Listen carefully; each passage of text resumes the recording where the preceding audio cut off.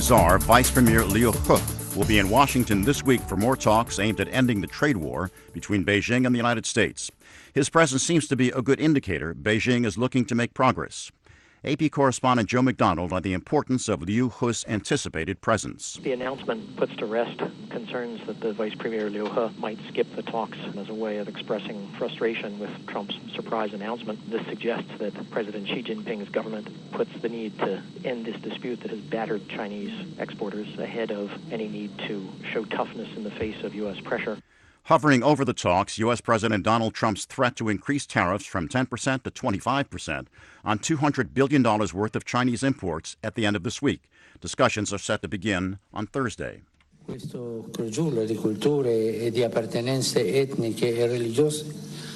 Pope Francis today had praise for North Macedonia, which he said is a point of reference for a communal life marked by diversity and reciprocal respect.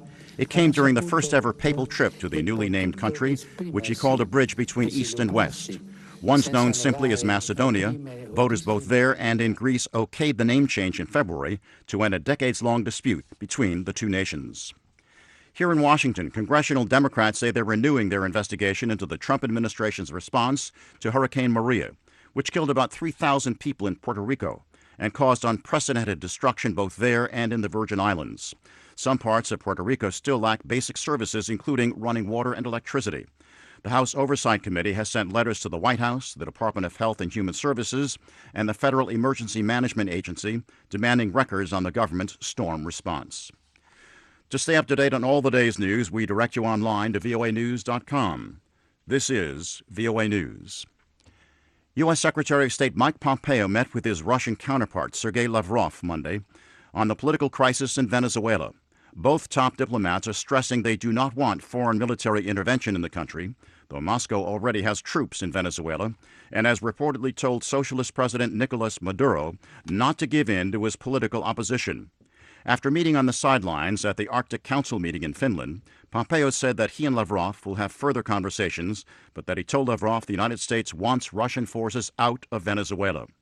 For his part, the Russian foreign minister said he warned Pompeo that U.S. military intervention in Venezuela would be catastrophic and unjustified. The Trump administration is refusing another request from Congress, this time over President Trump's tax returns. AP correspondent Sagar Meghani has a report from the White House. Treasury Chief Steven Mnuchin says he will not give the returns to a House panel because its request lacks a legitimate legislative purpose, as Supreme Court precedent requires. Attorney General William Barr missed a deadline to give the special counsel's full unredacted Russia report to another panel, which will vote tomorrow on holding him in contempt of Congress. Both decisions set up legal fights, and Georgetown University's Victoria Nurse, who studies the separation of powers, says things don't usually get to this point. Because the law is pretty clear that Congress has enormous leeway. The President Trump has said he will fight all the subpoenas House Democrats throw at his administration. Sagar Meghani at the White House. The House Judiciary Committee Chairman Gerald Nadler is scheduled to meet with Justice Department officials today as the two sides try to find a compromise on the release of the full Robert Mueller report. The United States has a Navy aircraft carrier strike group headed to the Arabian Sea amid unspecified concerns Iran may be planning an attack against American or allied targets. A Defense Department official tells VOA the fleet's arrival will be expedited in order to defend U.S. forces and interests in the region. Royal baby mania continues in Britain over the birth of a baby boy to the Duchess of Sussex and Prince Harry, though some Americans too are celebrating. Listen to Windsor resident Mandy Humbert. Americans love royal culture, and we've always been really interested in it, so it just makes it extra exciting, I think, for us that Meghan is American. A United Nations report says 1 million plant and animal species are at risk of extinction because of human activity, many within decades. The report draws on the work of 450 researchers from dozens of countries and warns the threatened mass extinction is something that has never happened before in human history. Once again, for more news every day, you can go online to voanews.com. There is also a convenient-to-use VOA mobile app. Gene Randall, VOA News.